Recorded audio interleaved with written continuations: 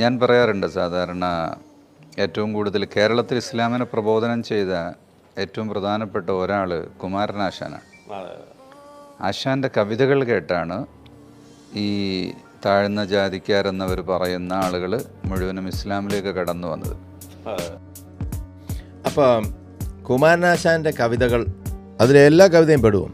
കുമാരനാശാൻ്റെ ദുരവസ്ഥയിൽ കേരളത്തിലെ ഏറനാട്ടിലെ മുസ്ലിങ്ങളെക്കുറിച്ച് പറയുന്നത് എന്താണെന്ന് നമുക്കൊന്ന് നോക്കാം. അത് കേട്ടിട്ടാണോ കേരളത്തിലുള്ള ഈ ദളിതരും ശൂദ്രരും എല്ലാം ഇസ്ലാം മതം സ്വീകരിച്ചതെന്ന് നമുക്കൊന്ന് പരിശോധിക്കാം. ഭള്ളാർന്ന് ദുഷ്ട മുഹമ്മദന്മാർ കയറി കൊള്ളയിട്ടാർത്തഹോ തീ കൊളുത്തി വെന്തുപോയൊരു വമ്പിച്ച മനയ്ക്കലെ സന്താന വല്ലിയാണ് ഈ കുമാരി. കൊള്ളക്കാരൊട്ടാളെ വെട്ടിക്കൊല ചെയ്തും അള്ളാമതത്തിൽ പിടിച്ചു ചേർത്തും. അതായത് ഇസ്ലാം മതത്തിൽ പിടിച്ചു ചേർത്തെന്നാണ് പറയുന്നത്. ഇത് കുമാരനാശാൻ എഴുതിയതാണ് കേട്ടോ, ഞാൻ എഴുതിയതല്ല. ഇത് വേറൊരു സ്ഥലത്താണ്. ദുരവസ്ഥ വായിച്ചിട്ടില്ലാത്തവർ വായിക്കേണ്ട ഒരു കവിതയാണ്. കേരളത്തിലുള്ള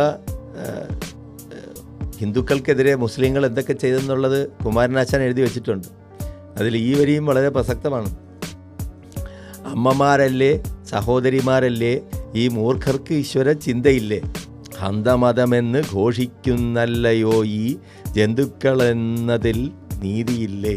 ഏറനാട്ടിലെ മുസ്ലിങ്ങളെക്കുറിച്ച് വളരെ വ്യക്തമായിട്ട് തന്നെ കുമാരനാശാൻ എഴുതിയിട്ടുണ്ട്. വീണ്ടും ഉണ്ട്, ഒരുപാട് ഭാഗങ്ങളിലുണ്ട്. കഷ്ടം കാണാത്ത സംഖ്യം പോരെല്ലാവരും ദുഷ്ട മുഹമ്മദ രാക്ഷസന്മാർ, ദുഷ്ട മുഹമ്മദ രാക്ഷസന്മാർ. വളരെ നല്ല പ്രചോദനമാണ് കുമാരനാശാൻ തരുന്നത്. എൻ്റെ പൊന്നു കയ്പ, അച്ഛൻ ഭയങ്കര സംഭവമാണല്ലോ അല്ലേ. ഈ തുടക്കത്തിലൊരു കാര്യം പറഞ്ഞു, ഈ ദുരവസ്ഥ, കുമാരനാശാൻ്റെ ദുരവസ്ഥ വായിച്ചിട്ടില്ലെങ്കിൽ തീർച്ചയായിട്ടും ഒന്ന് വായിക്കണം. മലബാറിലെ മുസ്ലിങ്ങൾ എന്തായിരുന്നു എന്ന് ദുരവസ്ഥയിൽ കാണിച്ചിട്ടുണ്ട്, കുമാരനാശാൻ എഴുതി വെച്ചിട്ടുണ്ട് എന്നൊക്കെ പറഞ്ഞ് അങ്ങനെ സ്വയം വിജൃംഭിച്ചങ്ങോട്ട് പുളകിതനായിട്ട് മുന്നോട്ട് പോയിക്കൊണ്ടിരിക്കുകയായിരുന്നു നമ്മുടെ കയ്പ്പൻ. ഞാൻ കയ്പ്പനോടൊരു കാര്യം പറയട്ടെ, കയ്പ്പൻ ദുരവസ്ഥ വായിച്ചിട്ടില്ലെങ്കിൽ ദുരവസ്ഥ മൊത്തം വായിക്കണം. അതിൽ 1 മുതൽ 4 വരെ ഭാഗങ്ങളല്ല, 5-മത്തെ ഒരു ഭാഗം കൂടെ ഉണ്ട്. ആ ഭാഗം കൂടെ വായിക്കുമ്പോഴാണ് ദുരവസ്ഥൻ്റെ പൂർണ്ണതയിലോട്ട് എത്തുള്ളൂ.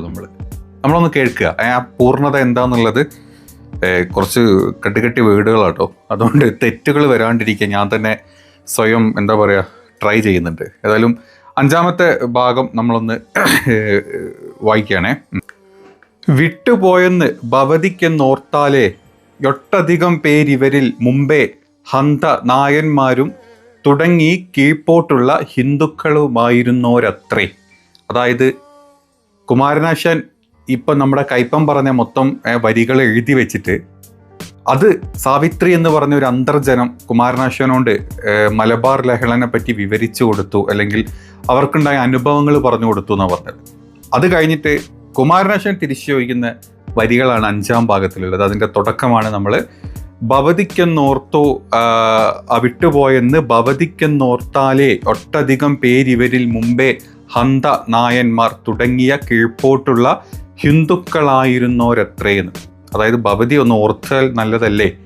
ഈ പറഞ്ഞ ആളുകളിൽ മുമ്പ് കൂടുതൽ ആളുകൾ നായന്മാരും, അതല്ലെങ്കിൽ നായന്മാരെ താഴോട്ട് കീഴ്പാട്ട്, അതായത് ശുദ്രന്മാരും ബാക്കി ചെറുമക്കളും തീയരും ഒക്കെ ഉണ്ടല്ലോ, ഇവരൊക്കെ ആയിരുന്നില്ലേ, അത് മുസ്ലിങ്ങളായിരുന്നില്ലേ എന്ന്. പിന്നെ ഹിന്ദുക്കളായിരുന്നോരത്രേ, അതായത് മൊത്തം ഈ പറഞ്ഞ മാപ്പിളമാർ ഭവതിനെ ഉപദ്രവിച്ചു എന്ന് പറയുന്ന മാപ്പിളമാർ ഈ അള്ളാഹ് മതത്തിൽ മുഹമ്മദോര് എല്ലാവരും ഹിന്ദുക്കളായിരുന്നത്രേ. ആട്ടും വിലക്കും വഴിയാട്ടും മറ്റും ഇക്കൂട്ടർ സഹിച്ചു പൊറുതിമുട്ടി. അതായത് ആട്ടും വിലക്കും വഴിയാട്ടും, അതായത് നമ്മുടെ അന്നത്തെ ജാതി വ്യവസ്ഥകളും തൊട്ടു തീണ്ടായ്മയും വിലക്കും ആട്ടും തുപ്പും ഒക്കെ കേട്ട് സഹിച്ച് പൊറുതിമുട്ടിയ ഒരു കൂട്ടം മുസ്ലിങ്ങൾ, അല്ല ഒരു കൂട്ടം ഹിന്ദുക്കൾ വിട്ടതാം ഹിന്ദുമതം ജാതിയാൻ താനേ കെട്ടു കഴിഞ്ഞ നമ്പൂരി മതം. അതായത് ജാതിയിൽ കെട്ടിയിട്ട നമ്പൂരി മതം വിട്ടുപോയവരാണ്, ഹിന്ദുമതം വിട്ടുപോയവരാണ് ഈ പറഞ്ഞ ഇസ്ലാം അല്ലെങ്കിൽ മാപ്പിള ഈ മുഹമ്മദരെ മതമായിട്ട് മാറിയവർ. കഴിഞ്ഞിട്ടില്ല. കേരളത്തിങ്കൽ മുസൽമാന്മാർ പശ്ചിമ പാരങ്ങളിൽ നിന്നും വൻകടലിൽ ചീറും തിരകൾ കടന്നോ ഹിമാലയ മീറിയോ വന്നവരേ ഇല്ല. അതായത് നമ്മുടെ നാട്ടിലെ കേരളത്തിലെ മുസൽമാൻ ആമാരും പശ്ചിമഘട്ടം താണ്ടി വന്നവരോ അതല്ലെങ്കിൽ വൻ കടലുകൾ താണ്ടി വന്നവരോ അതല്ലെങ്കിൽ ഹിമാലയം താണ്ടി വന്നവരോ ഒന്നുമല്ല. നമ്മുടെ ഇവിടുത്തെ ഹിന്ദുക്കൾ മതം മാറിപ്പോയവരാണ്. ഇത്രയും കാര്യങ്ങൾ കുമാരനാശാന് തിരിച്ച് ആ അന്തർജനത്തിനോട്, അതായത് സാവിത്രിയോട് പറയാണ്. അപ്പം നമ്മൾ ഈ പറഞ്ഞ കയ്പ്പൻ അറിയാൻ വേണ്ടിയിട്ടാണ്. കയ്പ്പൻ ഈ പറഞ്ഞ RSSന്റെ അജണ്ട അങ്ങോട്ട് പരത്താൻ നിൽക്കരുത്. കയ്പ്പനൊക്കെ ഇസ്ലാം മതം വിരോധം ഉണ്ടെങ്കിൽ പിന്നെ എന്ത് തീട്ടം വിളിച്ച് പറയാന്നുള്ളൊരു അവസ്ഥയിലേക്ക് എത്തല്ല കയ്പ്പ. കുറച്ചൊക്കെ ഒരു യുക്തിയല്ല, കുറച്ചൊക്കെ ഒരു വിവരം വെച്ച് സംസാരിക്കാൻ നോക്ക്. നാടും വിട്ട് കണ്ട നാട്ടിൽ പോയിട്ട് ഇങ്ങനെ ഇസ്ലാം മതം വിരോധം പറഞ്ഞ് നടന്നിട്ട് അനക്കൊക്കെ എന്ത് തേങ്ങ കിട്ടാനാ ചങ്ങായി? നീ ചുമ്മാ ഭയങ്കര അടിച്ചല്ലോ മലയാളികൾ. കുമാരനാശാൻ്റെ കവിത വായിക്കണം, അതല്ലെങ്കിൽ ഈ തുടക്കത്ത് പറഞ്ഞത് ആരോ, അയാൾ കുമാരനാശാൻ്റെ കവിത വായിച്ചിട്ടില്ല, ദുരവസ്ഥ മൊത്തം വായിക്കുന്നത് നല്ലതാണ്, അപ്പളമാരെ പറ്റി ഒരു ഐഡിയ കിട്ടുന്നൊക്കെ തള്ളുന്ന സമയത്ത് ദുരവസ്ഥ അതും പോയി മൊത്തം ഒന്ന് വായിക്കും. ദുരവസ്ഥയുടെ ആ മൊത്തം പോർഷൻസ് വായിച്ചിട്ട് നീ ഇവിടെ വന്ന് ഇങ്ങോട്ട് ഇവിടെ മാതിരി നമ്മുടെ തൊരപ്പൻ മതത്തിൻ്റെ നമ്മൾ ഡിങ്കനായ തൊരപ്പ മതത്തിൻ്റെ തൊരപ്പ വാക്യങ്ങൾ നീ ഇങ്ങനെ പറഞ്ഞുകൊണ്ടിരിക്കും. ഇനി അവിടെയും കൊണ്ടും കഴിയുന്നില്ല കേട്ടോ. അതിൻ്റെ താഴോട്ട് കുറച്ചും കൂടെ വേർഡ്സ് നമ്മൾ ജസ്റ്റ് അതും കൂടെ ഇത്രയും തൊരപ്പം പറഞ്ഞ സ്ഥിതിക്ക് അത്രയും കൂടെ കാര്യങ്ങൾക്ക് നമുക്കൊന്ന് പറഞ്ഞു പോട്ടോ. രേയ ചെറുമൻ പോയി തൊപ്പി ഇട്ടാൽ ചിത്രമവൻ എത്തി ചാരത്തി നിടാം ചെറ്റും പേടിക്ക നമ്പൂരാരേന്ന്. അതായത് ഈ എന്താ പറയുക, ചെറുമൻ എന്ന് പറഞ്ഞാൽ താഴ്ന്ന ജാതിക്കാരൻ. ഈ നമ്പൂരിമാരെ പേടിച്ചിട്ട് ഇങ്ങനെ ജീവിക്കേണ്ട അവസ്ഥ, അതായത് നിൽക്കേണ്ട ഒരു അവസ്ഥയിലാണ് ഈ പറഞ്ഞ ഈ നാട്ടിലെ ചെറുമക്കൾ, അതായത് ഈ ശൂദ്രര് ആയിട്ടുള്ള ആളുകൾ ജീവിച്ചുകൊണ്ടിരിക്കുന്നത്. ഇത്ര സുലഭമാശ്ചര്യവുമായി സിദ്ധിക്കും സ്വതന്ത്ര സൗഖ്യമെങ്കിൽ ബുദ്ധിയുള്ളോരിങ്ങാ ശ്രേയസുപേക്ഷിച്ചു ബദ്ധരായി മേവുമോ ജാതി ജയിലിൽ. അതായത് കുറച്ച് ബുദ്ധിയുള്ള ആൾക്കാർ എത്രയും കാലം ഇവന്മാരുടെ ഈ ആട്ടും തുപ്പും അല്ലെങ്കിൽ ഇവരുടെ ജാതി വ്യവസ്ഥകളും താണ്ടി ജീവിക്കുന്നതിലും നല്ലത് അവർ ജാതിയുടെ ജയിലിൽ നിന്ന് മാറിയിട്ട് പോകുന്നതല്ലേ, അങ്ങനെ പോയ ആളുകളല്ലേ ഈ പറഞ്ഞ മുസ്ലിങ്ങൾ എന്നാണ് കുമാരനാശാൻ സാവിത്രി അന്തർജനത്തിനോട് ചോദിക്കുന്നത്. കഴിഞ്ഞിട്ടില്ല. ധർമ്മം സനാതനം ലോകത്തിൽ സ്വാർത്ഥാർത്ഥികൾ നിർമ്മിച്ചു വെച്ച നയങ്ങളല്ല. അതായത് സ്വാർത്ഥരായിട്ടുള്ള ആളുകൾ നിർമ്മിച്ചു വെച്ച സംഭവമൊന്നുമല്ല സനാതനം എന്ന് പറഞ്ഞത്. അതായത് നമ്പൂരിമാര് അവരുടെ സ്വാർത്ഥതയ്ക്ക് വേണ്ടിയിട്ട് നായന്മാരെ സ്വാർത്ഥതയ്ക്ക് വേണ്ടിയിട്ട് ഉണ്ടാക്കി വെച്ച ഒരു സംഭവമല്ല സനാതനം എന്ന് ആദ്യം ഓർക്കണം. ഇത്രയും കാലം നമ്മുടെ നാട്ടിൽ, അതായത് കുമാരനാശാൻ സാവിത്രിക്ക് പറഞ്ഞു കൊടുക്കുന്നതാണ്, ഈ രീതിയിലാണ് ഇവന്മാർ സനാതന ധർമ്മത്തിനെ അടക്കിപ്പിടിച്ച് മുന്നോട്ട് പോയിക്കൊണ്ടിരുന്നത്. ധർമ്മം സനാതനം ലോകത്തിൽ സ്വാർത്ഥികൾ നിർമ്മിച്ചു വെച്ച നയങ്ങളല്ല. കർമ്മഫലത്തിൻ്റെ കയ്പു കുറുകയില്ല ജന്മിക്കൊട്ടേറിലു യവന്മാർക്കും. അതായത് ഈ ജന്മിത്തം നമ്മുടെ നാട്ടിൽ പണ്ടുണ്ട് നമുക്കറിയാം. അപ്പോൾ ഈ ജന്മിത്തം കൊണ്ട് പൊറുതിമുട്ടി, അല്ലെങ്കിൽ ജന്മിത്തം നമ്പൂരിമാരെ കൊണ്ടും നായന്മാരെ കൊണ്ടും പൊറുതിമുട്ടി ജീവിച്ച ഒരു കൂട്ടം ആൾക്കാർ, അതായത് ജന്മിനെ കണ്ടു കഴിഞ്ഞാൽ, ബ്രാഹ്മണനെ കണ്ടു കഴിഞ്ഞാൽ 12 അടി 24 അടി 36 അടി മാറി ജീവിക്കേണ്ട ദൈവങ്ങളെ കുടിയിരുത്തിയ അമ്പലങ്ങളിൽ കയറാനുള്ള ഒരു സ്വാതന്ത്ര്യം കൊടുക്കാത്ത, മുല കാണിച്ച് നടക്കേണ്ടി വരുന്ന അവസ്ഥ, സ്വന്തം പെങ്ങന്മാരും അമ്മയും മക്കളും പെമ്മക്കളും ഭാര്യയും ഒക്കെ മുല കാണിച്ച് നടക്കേണ്ടി, നായന്മാർക്കും അതുപോലെ തന്നെ നമ്പൂരിമാർക്കും കാണിച്ചു കൊടുത്ത് നടക്കേണ്ടി വന്ന അവസ്ഥയിൽ നിന്ന് ഉൾത്തിരിഞ്ഞ് മാറി വന്ന ആളുകളാണ് ഈ പറഞ്ഞ മുഹമ്മദീയർ, അള്ളാഹ് മതത്തിൽ മുന്നോട്ട് പോയ ആളുകൾ. അപ്പം അവർക്ക് അന്നുണ്ടായ ദുരനുഭവങ്ങൾ കൊണ്ടായിരിക്കും അവർ ഈ പറഞ്ഞ നമ്പൂരിമാരെ ആക്രമിച്ചത് എന്നാണ് ഈ കവിതയിൽ പറയുന്നത്, കുമാരനാശാൻ്റെ ദുരവസ്ഥയിൽ പറയുന്നത്.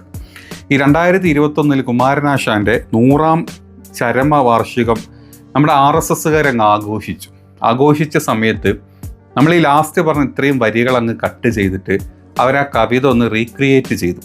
ഈ മുഹമ്മദിനെയും മുസ്ലിങ്ങളെ ക്രൂരമായിട്ട് ചിത്രീകരിച്ചു എന്നും പറഞ്ഞിട്ട്. ആക്ച്വലി ആ പറഞ്ഞത് ഈ അനുഭവിച്ച ഒരു സ്ത്രീ എന്നുള്ള രീതിയിൽ ഈ സാവിത്രി പറഞ്ഞ കാര്യങ്ങൾ കുമാരനാശാൻ അതുപോലെ എഴുതി വെച്ചു. അതിന് കുമാരനാശാൻ തിരിച്ചു കൊടുത്ത മറുപടി നമ്മൾ ഇപ്പോൾ എക്സ്പ്ലനേഷനിൽ പറഞ്ഞു തന്നു. അപ്പോൾ കയ്പ്പനൊക്കെ ഈ മാതിരി കയ്പ് ഈ സമൂഹത്തിൽ പരത്തുന്ന സമയത്തെ ഈ സംഘികൾക്ക് ഒരു ഉന്മാദം കിട്ടാൻ വേണ്ടി താനൊക്കെ ഈ കയ്പ് ഇങ്ങനെ പരത്തിക്കൊണ്ടിരിക്കുമ്പം ഈ നാട്ടിൽ നീ അങ്ങ് കാനഡയിൽ പോയിട്ടാണ് കൊണയ്ക്കുന്നത്. നിന്റെ കാനഡയിലുള്ള കൊണ കാരണം ഇത് കേട്ട് ഹാലിളകുന്ന സംഘികളും അതിനെതിരെ സംസാരിക്കുന്ന ഈ നാട്ടിലെ മുസ്ലിങ്ങളും തമ്മിൽ ഇവിടെ അടിയുണ്ടാവും. അത് കണ്ട് നീ അങ്ങ് കാനഡയിൽ ഇരുന്ന് ചിരിച്ച് നീയൊക്കെ അതിനോട് കിട്ടുന്ന പൈസനോട് നീ വെട്ടി വേങ്ങി തൂറ് ജീവിച്ചു കഴിഞ്ഞാൽ ആ തീട്ടത്ത് കിടന്ന് നീ ചാവേണ്ടി വരും. അത് വേറെ കാര്യം. അത് കർമ്മ എന്നുണ്ടെന്നുണ്ടെങ്കിൽ അതിനുള്ള പണി നിൻ്റെ അണ്ണാക്കിൽ അല്ലെങ്കിൽ നിൻ്റെ വാരിയലിന് കിട്ടും എന്നുള്ളത് സത്യമായിട്ടുള്ള കാര്യം. നീയും മറ്റൊരു എച്ചിലായിട്ടുള്ള നമ്മുടെ ഹാർപ്പിക്കൊക്കെ കൂടി ഇങ്ങനെ ഇരുന്ന് ഇങ്ങനത്തെ സാധനങ്ങളെ വളച്ചൊടിച്ച് നമ്മുടെ നാട്ടിലെ ഇപ്പോഴത്തെ RSS അജണ്ട അല്ലെങ്കിൽ സംഘപരിവാർ അജണ്ടയായിട്ടുള്ള കാര്യങ്ങൾ അതുപോലെ എടുത്ത് നീയൊക്കെ ഇങ്ങനെ ഛർദ്ദിക്കുന്ന സമയത്ത് ഇപ്പുറത്ത് അതിൻ്റെ സത്യാവസ്ഥ ഇതുപോലെ കിടക്കും. അത് കാണുന്നവർ അതിനെ റിയാക്ട് ചെയ്യും. അത് മനസ്സിലാക്കാൻ കുറച്ചെങ്കിലും ബുദ്ധിയുള്ള സംഖ്യകൾ അത് മനസ്സിലാക്കും. പിന്നെ ബാക്കിയുള്ള ആൾക്കാർക്ക് കുറച്ചൊരു വിവരമുള്ളതുകൊണ്ട് നീയൊക്കെ ഇങ്ങനെ കുത്തിത്തിരിപ്പുണ്ടാക്കുമ്പോൾ ചാടി കയറി ഒന്നിലും പോയി കയറി ചവിട്ടില്ല. പക്ഷെ ചാണകം ചവിട്ടി അതിൽ മെഴുകുന്ന സംഖ്യകൾക്ക് ഒരാൾക്കെങ്കിലും ഈ പറഞ്ഞ കാര്യം മനസ്സിലാവുകയാണെങ്കിൽ വളരെ നല്ല കാര്യം. അപ്പം കുമാരനാശാൻ എഴുതിയ കവിത എന്താണ്, സാവിത്രി പറഞ്ഞത് എന്താണ്, ആ പറയാനുള്ള സാഹചര്യം എന്താണ്, അന്നത്തെ 1921 ജാതി വ്യവസ്ഥകൾ എന്തായിരുന്നു, അതിൽ പൊറുതിമുട്ടിയ ആളുകൾ ആരായിരുന്നു, അവരെ കൊണ്ട് സ്വന്തം കുടുംബത്തിലെ അമ്മേനെയും പെങ്ങളെയും പെമ്മക്കളെയും ഭാര്യേനെയും കണ്ട നമ്പൂരിക്കും കണ്ട നായനും വന്നിട്ട് കയറി പൂശിപ്പോവാൻ ഒരു കാലം ഉണ്ടായിരുന്നു. ആ കാലത്ത് അനുഭവിച്ച ആളുകൾ മതം മാറി ബ്ലൗസ് ഇട്ട് തലയിൽ തട്ടിട്ട് തുണി ഉടുത്ത് ഈ പറഞ്ഞ ഒരു ഐത്തവും ഇല്ലാണ്ട് ഒരു തൊട്ട് തീണ്ടായ്മ ഇല്ലാണ്ട് ജീവിച്ച് സമാധാനം വരെ ജീവിക്കാൻ തീരുമാനിച്ച ആളുകളാണ് അന്ന് മതം മാറിയിട്ടുള്ള ആളുകൾ. ഈ പറഞ്ഞ ഹിന്ദുത്വത്തിൽ നിന്ന് മതം മാറിയിട്ട് മുസ്ലിമും ക്രിസ്ത്യാനികളുമായ ആളുകൾ. അപ്പം അങ്ങനത്തെ ആളുകൾ അന്നൊരു ലഹള വന്ന സമയത്ത് ഈ പറഞ്ഞ ഒരു കാലത്ത് അവരെ ക്രൂരമായിട്ട് പീഡിപ്പിച്ച നമ്പൂരിമാരെയും ബാക്കിയുള്ള നായന്മാരെയും പിടിച്ച് എന്തെങ്കിലുമൊക്കെ ചെയ്തിട്ടുണ്ടെങ്കിൽ അത് അന്നും ഇന്നും എന്നും നമ്മുടെ ലോകത്ത് നടക്കുന്നതാണ്. ഒരുത്തൻ ക്രൂശിക്കാൻ അല്ലെങ്കിൽ ഒരുത്തൻ ക്രൂരമായിട്ട് ബുദ്ധിമുട്ടിക്കാനും മറ്റൊരുത്തൻ അതിനെ ചെറുത്ത് നിൽക്കാനും, ചെറുത്ത് നിൽപ്പ് കഴിഞ്ഞാൽ അവൻ തിരിച്ചടിക്കും ചെയ്യുന്ന ഒരു ലോകമാണ് നമ്മുടെ ലോകം. അത് അന്നും ഇന്നും എന്നും ഉണ്ടാവും. അതിൻ്റെ ഇടക്ക് ചില ക്ഷുദ്രജീവികളായിട്ടുള്ള ഞാൻ പറഞ്ഞ പെരിച്ചായികളെ പോലെ, അതായത് വെറും അഴുക്ക് ചാല് ജീവിക്കുന്ന പെരിച്ചായികളെ പോലത്തെ നിങ്ങളെപ്പോലത്തെ കുറേ എണ്ണന്മാർ അവിടെ നിന്നും കുറച്ച് കരണ്ടി ഇടും, ഇവിടെ വന്ന് കുറച്ച് കരണ്ടി ഇടും, അവിടുത്തെ കരണ്ടി എടുത്തിട്ട് ഇവിടെ കൊണ്ടിടും, ഇവിടുത്തെ കുപ്പെടുത്തിട്ട് അവിടെ കൊണ്ടിടും, എന്നിട്ട് പരസ്പരം തമ്മിലടുപ്പിക്കുന്ന പ്രത്യേകതരം ജനസ്പ്പെട്ടതാണല്ലോ നീയൊക്കെ കയ്പ. ഇനിയെങ്കിലും കയ്പ ഒരു കാര്യം നിൻ്റെ സംഖ്യകളോട് പറഞ്ഞു കൊടുക്കുമ്പോൾ അതിൻ്റെ പൂർണ്ണത എന്താണെന്ന് മനസ്സിലാക്കിയിട്ട് വേണം പറയാൻ. അതല്ലെങ്കിൽ നിൻ്റെ കണ്ണാക്കിൽ അടിച്ചു തരാൻ പലരും ഈ നാട്ടിലുണ്ടാവും. അപ്പോൾ പോട്ടെ കയ്പ.